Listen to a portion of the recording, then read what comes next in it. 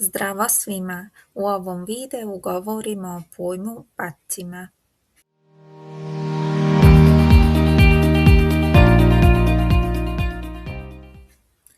Pacim predstavlja završni ili finalni suglasnik unutar jednog sloga. Tako, na primjer, imamo pam, mulj ili bang.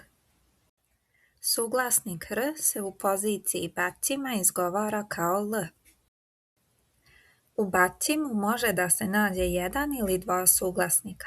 Kada se dva različita suglasnika nađu u finalnoj poziciji unutar sloga, ta pojava se naziva dvojni završni suglasnik ili kjop bacim.